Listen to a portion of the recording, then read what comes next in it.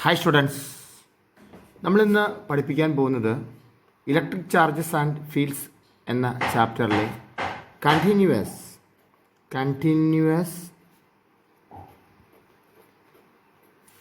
Charge ഡിസ്ട്രിബ്യൂഷനാണ്. Charge distribution, continuous charge distribution എന്താണ്? A system of closely spaced charge ഈ set to form a continuous charge distribution. അതായത് ചാർജുകൾ ഇങ്ങനെ close ആയിട്ട് വെച്ചിരിക്കുന്നു, കുറേ ചാർജുകൾ ക്ലോസ് ആയിട്ട് അടുത്തടുത്ത് വെച്ചിരിക്കുന്നു. അതാണ് കണ്ടിന്യൂസ് ചാർജ് ഡിസ്ട്രിബ്യൂഷൻ എന്ന് പറയുന്നു. There are 3 kinds of uniform charge distribution. 3 തരം യൂണിഫോം ചാർജ് ഡിസ്ട്രിബ്യൂഷൻ ഉണ്ട്. അതിലൊന്നാമാണ് ലീനിയർ ചാർജ് ഡിസ്ട്രിബ്യൂഷൻ. ഒന്നാമത്തത് ലീനിയർ ചാർജ്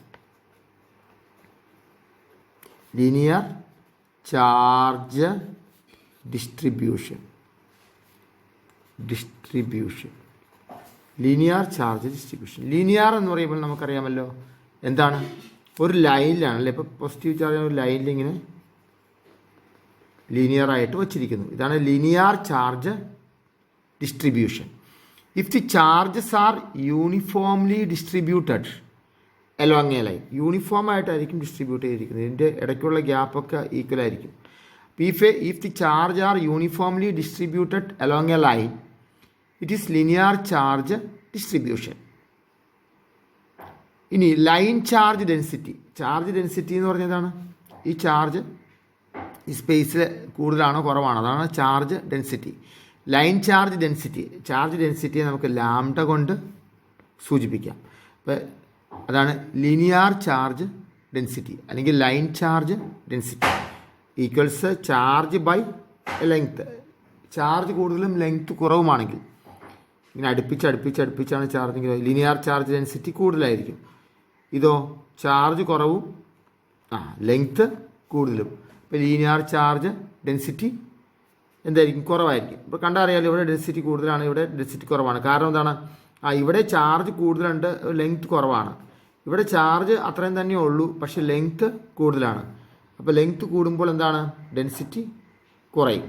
ചാർജ് കൂടുമ്പോഴോ ഡെൻസിറ്റി കൂടും. ലെങ്ത്ത് കുറയുമ്പോൾ ഡെൻസിറ്റി കൂടും, ചാർജ് കൂടുമ്പോൾ ഡെൻസിറ്റി കൂടും. ഓർത്തോളണം, എപ്പോഴും ശ്രദ്ധിച്ചോളണം. ചാർജ് ഇങ്ങനെ കൂടി, ചാർജിൻ്റെ എണ്ണം കൂടിയാണ്ടോ ലെങ്ത്ത് കുറഞ്ഞു, അപ്പോൾ ഡെൻസിറ്റി കൂടും. ചാർജിൻ്റെ എണ്ണം കുറഞ്ഞിട്ട് ലെങ്ത് കൂടിയപ്പോൾ ഡെൻസിറ്റി കുറയും. ഇതാണ് ലീനിയർ ചാർജ് ഡെൻസിറ്റി ലാംഡ എന്ന് പറയുന്നത്. ഇതാണ് ലീനിയർ ചാർജ് ഡെൻസിറ്റി. ഇതിനൊരു യൂണിറ്റ് ഉണ്ടാകുമല്ലോ. അങ്ങനെയാണെങ്കിൽ ഇതിൻ്റെ യൂണിറ്റ് എന്തായാലും, what is its unit? Centimetre raise to -1. അതായത് ലെങ്ത്തിൻ്റെ യൂണിറ്റ് ആണല്ലോ, coulomb metre raise to -1. Coulomb metre raise to -1. ലെങ്ത്തിൻ്റെ യൂണിറ്റ് മീറ്റർ ആണല്ലോ. അപ്പോൾ മീറ്റർ ചാർജിൻ്റെ കൂളമാണ്. അപ്പോൾ കൂളം മീറ്റർ റൈസ് ടു -1 ആണ്. സെൻറ്റിമീറ്റർ മീറ്റർ റൈസ് ടു -1 അല്ല, ഞാൻ തെറ്റായിട്ട് പറഞ്ഞതാണ്. Coulomb metre raise to -1. ഈ കൂളം എന്നുള്ളതിൻ്റെ ഇച്ചിരി വലുതായിട്ട് എഴുതണം, അത് സെൻറ്റിമീറ്റർ എന്ന് വായിച്ചു. കൂളം മീറ്റർ റൈസ് ടു -1 ആണ് ലീനിയർ ചാർജ് ഡെൻസിറ്റിയുടെ യൂണിറ്റ്. ലീനിയർ ചാർജ് ഡെൻസിറ്റിയാണ് ഒന്നാമത്തത്. ഇനി രണ്ടാമത്തെ എന്താണ്? Surface charge density. Surface charge density is the second one. What is surface charge density? ഇപ്പോൾ ലീനിയർ ചാർജ് ഡെൻസിറ്റിയെ നമുക്ക് ലാംഡ കൊണ്ട് പറയാമെങ്കിൽ, സർഫസ് ചാർജ് ഡെൻസിറ്റിയെ നമുക്ക് എന്തുകൊണ്ട് പറയാം? ഡെൽറ്റ കൊണ്ട് പറയാം അല്ലേ. അപ്പോൾ surface charge distribution, if the charges are uniformly distributed over A surface. Uniform ആയിട്ട് ഒരു സർഫസിൽ, ഇതൊരു ലൈനിലാണ് നിർത്തിയിരിക്കുന്നതെങ്കിൽ, ഇങ്ങനെ ഒരു പ്ലെയിൻ, ഒരു സർഫസിൽ ഇങ്ങനെ ഒരു സർഫസിൽ ഇങ്ങനെ ചാർജ് യൂണിഫോം ആയിട്ട് നിർത്തിയാൽ, if the charges are uniformly distributed over A surface, it is the surface charge distribution. അപ്പോൾ അതിന് നമുക്ക് എന്തെന്ന് പറയാം? സർഫസ് ചാർജ് ഡിസ്ട്രിബ്യൂഷൻ എന്ന് പറയാം. സർഫസ് ചാർജ് ഡെൻസിറ്റി എന്ന് പറയുന്നത് എന്താണ്? Q/, ഇവിടെ Q/S ആണ്. ചാർജ് ബൈ സർഫസ് ഏരിയ ആണ്. അപ്പോൾ എന്താണ്, ചാർജിൻ്റെ കൂളമാണ്, സർഫസ് ഏരിയയുടെ metre square and metre raise to -1. ഇതാണ് യൂണിറ്റ് എന്ന് പറയുന്നത്. ചാർജിൻ്റെ കൂളമ്പാണ്. സർഫസ് ഏരിയ എന്ന് പറയുന്നത് ലെങ്ത് ഇൻറ്റു ലെങ്ത് ആണ്. അപ്പോൾ metre into metre, that is metre square. Coulomb by metre square എന്നുള്ളത് മീറ്റർ മുകളിലോട്ട് പോകുമ്പോൾ മീറ്റർ റൈസ് ടു -2 എന്ന് വരും. ഇതാണ് ഇതിൻ്റെ യൂണിറ്റ്. ഇതാണ് സർഫസ് ചാർജ് ഡെൻസിറ്റി എന്ന് പറയുന്നത്. ഇനി മൂന്നാമത്തെ വിഭാഗമാണ്. 3 ഉണ്ടെന്നല്ലേ പറഞ്ഞത്? കണ്ടിന്യൂസ് ചാർജ് ഡിസ്ട്രിബ്യൂഷൻ 3 തരത്തിലുണ്ട്. അതിനകത്ത് മൂന്നാമത്തെയാണ് എന്ത്, volume charge distribution. Volume charge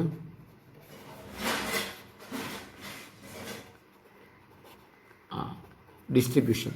volume charge distribution. അപ്പോൾ നമുക്കറിയാം, if the charge are uniformly distributed over a സ്പേസിലാണ്, സർഫസിലല്ല, സ്പേസിലാണ്.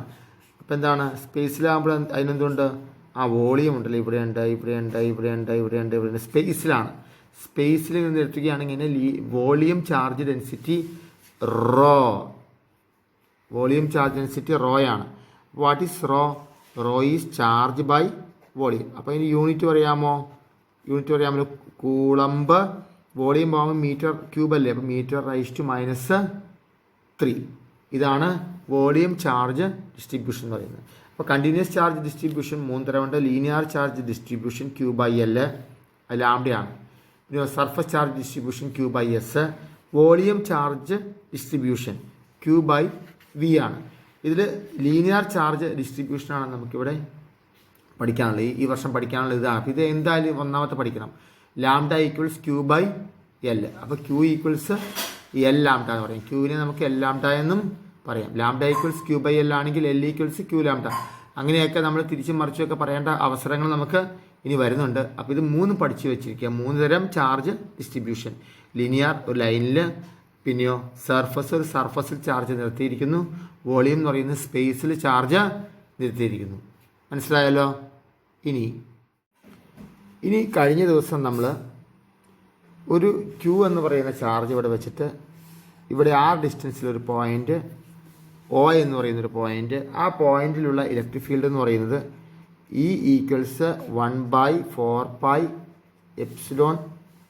R ഇൻറ്റു ε0, അല്ലെങ്കിൽ ε0 ആയാലും മതി, ഇൻറ്റു Q/R² ആണെന്ന് നമ്മൾ കണ്ടുപിടിച്ചിരുന്നു. ഇനി അടുത്തത് അതിൻ്റെ ബാലൻസാണ്. അപ്പോൾ കുറച്ച് മുമ്പ് പഠിപ്പിച്ച് ഞാൻ അത് വിട്ടുപോയതാണ്, അതുകൊണ്ട് ഞാൻ പഠിപ്പിച്ചെന്നുള്ളൂ. അതിൻ്റെ ബാലൻസാണ് എന്താണ്, due to a number of charges in space. ഇവിടെ ഒരു ചാർജേ ഉള്ളൂ. അടുത്തതോ due to a number of charges,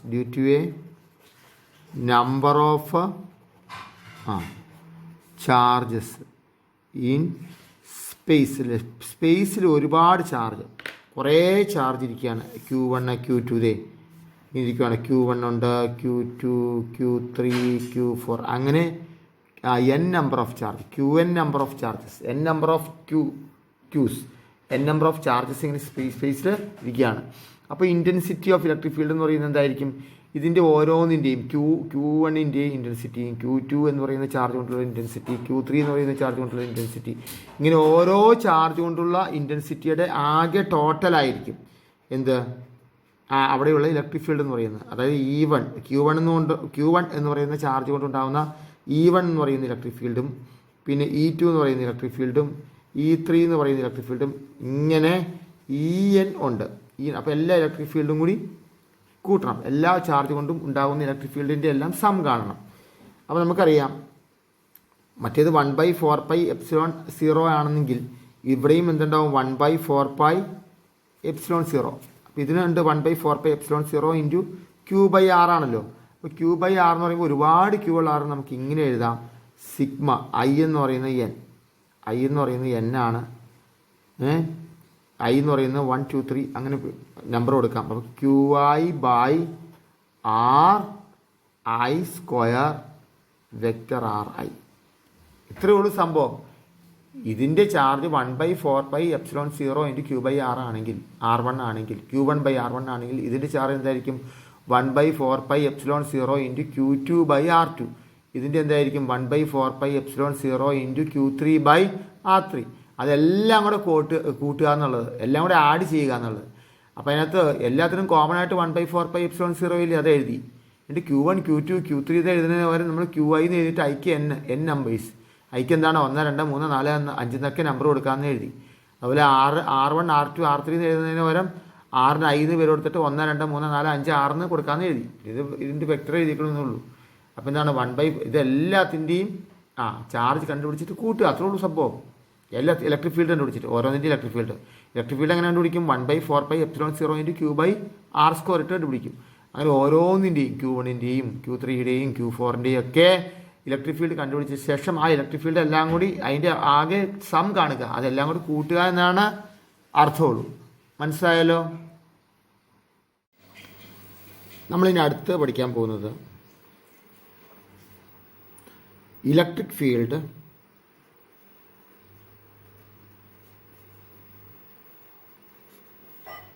due to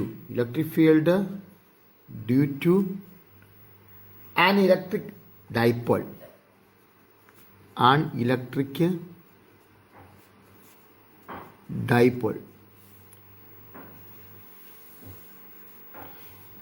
electric dipole എന്ന് പറഞ്ഞാൽ നമുക്കറിയാം എന്താണ്, ഒരു മൈനസ് ചാർജ് ഒരു പ്ലസ് ചാർജ്, ഒരു മൈനസ് ചാർജും ഒരു പ്ലസ് ചാർജും. ആ ഡൈപോളിൻ്റെ ലെങ്ത് എന്ന് പറയുന്നത് 12 ആണ്. ഇതാണ് ഡൈപോൾ എന്ന് പറയുന്നത്. ഇതിൻ്റെ സെൻറ്റർ സി ആണെന്ന് ഇരിക്കട്ടെ. ഈ ഡൈപോൾ കൊണ്ട് O എന്ന് പറയുന്ന പോയിന്റിൽ, നമ്മുടെ ഡൈപോൾ കൊണ്ട് O എന്ന് പറയുന്ന പോയിന്റിൽ ഉണ്ടാകുന്ന ആ ഇലക്ട്രിക് ഫീൽഡാണ് നമ്മളിപ്പോൾ കണ്ടുപിടിക്കാൻ പോകുന്നത്. അപ്പോൾ O എന്ന് പറയുന്ന പോയിന്റിൽ ഉണ്ടാകുന്ന ഇലക്ട്രിക് ഫീൽഡാണ് നമ്മൾ കണ്ടുപിടിക്കാൻ പോകുന്നത്. അപ്പോൾ ഈ സെൻട്രൽ നിന്ന് നമ്മൾ നോക്കുകയാണെങ്കിൽ സെൻട്രൽ നിന്ന് നമ്മൾ ഇതിൻ്റെ ഡിസ്റ്റൻസ്, ഓയിലേക്കുള്ള ഡിസ്റ്റൻസ്, സെൻട്രൽ നിന്നാണല്ലോ നമ്മൾ അതിൻ്റെ എഫക്റ്റ് നോക്കുന്നത്. ആ ഡിസ്റ്റൻസ് എന്ന് പറയുന്ന O വരെയുള്ള ഡിസ്റ്റൻസ് എന്ന് പറയുന്നത് നമ്മൾ 6 ആണെന്ന് വെക്കുക. ഈ ഡിസ്റ്റൻസ് 6 ആണെന്ന് വെക്കുക. 12 ആണ് ഡൈപോളിൻ്റെ ലെങ്ത് എന്ന് വിചാരിക്കുക. A negative charge, B positive charge എന്ന് ഇരിക്കുക. അപ്പോൾ നമ്മൾ O എന്ന് പറയുന്ന പോയിന്റിൽ ഇലക്ട്രിക് ഫീൽഡ് നമ്മൾ കണ്ടുപിടിക്കാൻ പോവുകയാണ്. അപ്പോൾ നമുക്ക് +Q എന്ന് പറയുന്ന ചാർജ്, ഇതിവിടെ +Q എന്ന് പറയുന്ന ചാർജും ഇത് -Q എന്ന് പറയുന്ന ചാർജുമാണ് ഇവിടെ വച്ചിരിക്കുന്നത്. +Q എന്ന് പറയുന്ന ചാർജ് കൊണ്ട് ഈ ഓയിലുണ്ടാകുന്ന ഇലക്ട്രിക് ഫീൽഡ് നമുക്ക് നോക്കാം, അല്ലെങ്കിൽ ഇലക്ട്രിക് ഇൻറ്റൻസിറ്റി നോക്കാം. ഇലക്ട്രിക് ഇൻറ്റൻസിറ്റിയെ B കൊണ്ടാണല്ലോ നമ്മൾ സൂചിപ്പിക്കുന്നത്. അപ്പോൾ നമുക്ക് എന്താ ആദ്യം കണ്ടുപിടിക്കാം?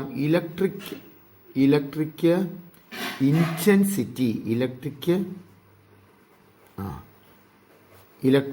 ഇൻറ്റൻസിറ്റി അറ്റ് ഓയിൽ ഇലക്ട്രിക് ഇൻറ്റൻസിറ്റി ഡ്യൂ ടു ഈ +Q എന്ന് പറയുന്ന ചാർജ്, അല്ലേ? +Q എന്ന് പറയുന്ന ചാർജ്, ബിയിലുള്ള +Q എന്ന് പറയുന്ന ചാർജ് കൊണ്ടുണ്ടാകുന്ന ഇലക്ട്രിക് ഫീൽഡ് ഇൻറ്റൻസിറ്റി നമുക്ക് കണ്ടുപിടിക്കാം. ഇലക്ട്രിക് ഇൻറ്റൻസിറ്റി കണ്ടുപിടിക്കാനുള്ള ഫോർമുല എന്താണ്? E ഈക്വൽസ്, അല്ലേ, 1/4πε0 ഇൻറ്റു Q/r² ആണ്. ഇവിടെ r² എന്ന് പറയുന്നത് ഈ ക്യൂവിൽ നിന്ന് O വരെയുള്ള ഡിസ്റ്റൻസിൽ നമുക്ക് 6 ആയിട്ട് കരുതേണ്ടത്.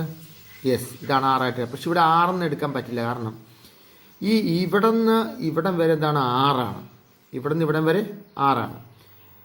ഈ 12 ആണ് ഈ ഡൈപോളിൻ്റെ നീളം, അല്ലേ? ഇത് ലെങ്ത് ഓഫ് ഡൈപോൾ എന്ന് പറയുന്നത് എന്താണ്? 12 ആണ്. ലെങ്ത് ഓഫ് ഡൈപോൾ 12 ആണ്. അപ്പോൾ ഇവിടെ നിന്ന് ഇവിടം വരെയുള്ള നീളം L അല്ലേ? L. അപ്പോൾ ഇതല്ലേ 6, ഇവിടെ നിന്ന് ഇവിടം വരെ 6 അല്ലേ? യെസ്. നമുക്ക് Q മുതൽ O വരെയുള്ള ഡിസ്റ്റൻസ് അല്ലേ കണ്ടുപിടിക്കേണ്ടത്?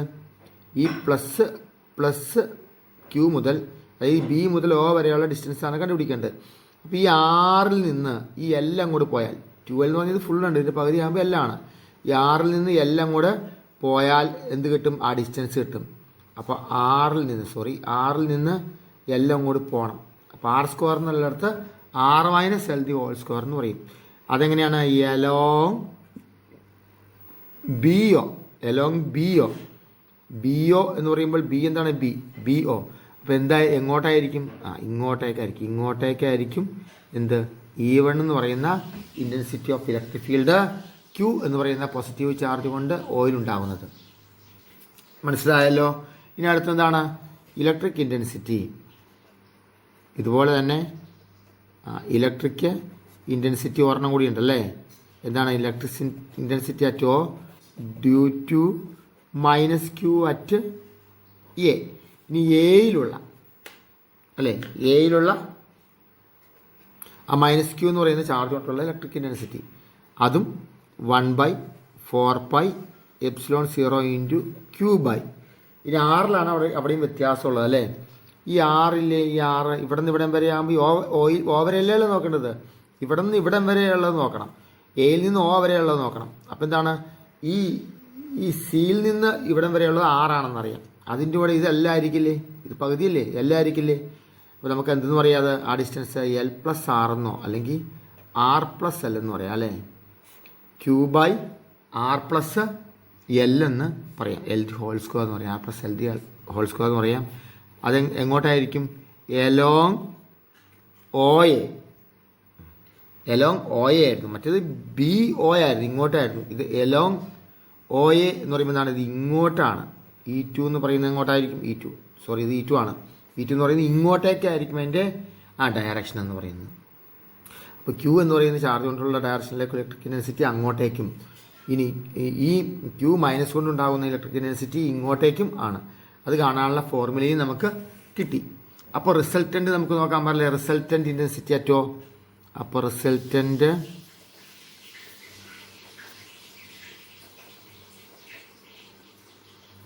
ഇൻറ്റൻസിറ്റി അറ്റോ രണ്ടും കൂടി ചേർന്നാലേ റിസൾട്ടൻ്റ് ഇൻറ്റൻസിറ്റി എന്ന് പറയുന്നത്. അപ്പോൾ നമുക്ക് എന്ത് ചെയ്യണം, ഇതും കൂടി ആഡ് ചെയ്യണം. അപ്പോൾ ഇത് രണ്ടിലും 1/4πε0 കോമൺ ആണ്, രണ്ടിലും ക്യൂ ഉണ്ട്. അപ്പോൾ നമുക്കെന്ന് പറയാം E1 + E2 അല്ലേ. പക്ഷെ ഒരു പ്രശ്നമുണ്ട്, എന്താണ്, ഇവിടെ E2 ആണ് വലുത്, ഇങ്ങോട്ടേക്കാണ്, E1 അങ്ങോട്ടേക്കാണ്, ഓപ്പോസിറ്റ് സൈഡിലേക്കാണ്. അതുകൊണ്ട് നമുക്ക് എന്ന് പറയാം E ഈക്വൽസ് എന്തെന്ന് പറയാം, E1 minus, that is E equals E1 minus E2 ആണെന്ന് പറയാം. കാരണം E1 അങ്ങോട്ടേക്കും E2 ഇങ്ങോട്ടേക്കും ആണ്, അതുകൊണ്ട് E1 മൈനസ് E2 ആണെന്ന് അതിൻ്റെ റിസൾട്ടൻ്റ് പറയാം. അപ്പോൾ എന്തുണ്ട്, ഈ ക്യൂ രണ്ടിലുമുണ്ട്, ഈ രണ്ടിലും എന്തുണ്ട് 1/4πε0 ഉണ്ട്. അത് ഞാൻ കോമൺ ഫാക്ടർ ആക്കി. അപ്പോൾ ഇതിൽ നിന്ന് ഇത് കുറച്ചാൽ പോലെ, ഇപ്പോൾ Q by R-L² minus Q ഇല്ല, Q കോമൺ ഫാക്ടർ മാറ്റി. അപ്പോൾ 1/R+L² അങ്ങനെ കിട്ടി. That is Q by 4πε0 into ഇത് നമ്മൾ A-B² ഒക്കെ കണ്ട ശേഷം ചെയ്യുമ്പോൾ താഴെയുള്ള നമുക്ക് മൾട്ടിപ്ലൈ ചെയ്യാലോ. എങ്ങനെ മൾട്ടിപ്ലൈ ചെയ്യാം, A-B into A+B, A² - B². അപ്പോൾ R-L into R+L, R² - L², പിന്നെ ഒരു സ്ക്വയറിലാണ് ദി ഹോൾ സ്ക്വയർ. ഇത് നമ്മളിങ്ങനെ ക്രോസ് ആയിട്ടൊക്കെ മൾട്ടിപ്ലൈ ചെയ്യുമ്പോൾ നമുക്ക് എന്ത് കിട്ടും, 4LR ആണ് കിട്ടുന്നത്. അത് മൾട്ടിപ്ലൈ ചെയ്യേണ്ട, 4LR ആണ് കിട്ടുന്നതെന്ന് ഓർത്തോളാം. ഇത് ഈ താഴെ കിടക്കുന്നത് മൾട്ടിപ്ലൈ ചെയ്ത് എങ്ങനെയാണെന്ന് നോക്കുക, മനസ്സിലായില്ലേ. ഇനി മറ്റേ എന്താണ്, ഈ 4LR ആണ് ഇതിൻ്റെ ഇങ്ങനെ ക്രോസ് ആയിട്ട് മൾട്ടിപ്ലൈ ചെയ്യുമ്പോൾ കിട്ടുമ്പോൾ നിങ്ങൾ ഓർത്തിരിക്കുക, മനസ്സിലായില്ലേ, 4LR. ഇനി ദാറ്റ് ഈസ് അത് എന്ന് പറയുന്നത് കുറച്ചും കൂടി ചുരുക്കുകയാണ്. എന്താണ്, Q ബൈ ഇത് 1/4πε0 കൂടെ മാറ്റി. ഇനി നമുക്ക് അറിയാം എന്താണ്, ഇവിടെ 4ൽ നിന്ന് ഒരു 2 എടുത്തു. അപ്പോൾ 2LQ, what is 2LQ? 2LQ എന്ന് പറയുന്നത് എന്താണ്, 2LQ എന്ന് പറയുന്നത് എന്താണ്, P ആണ്.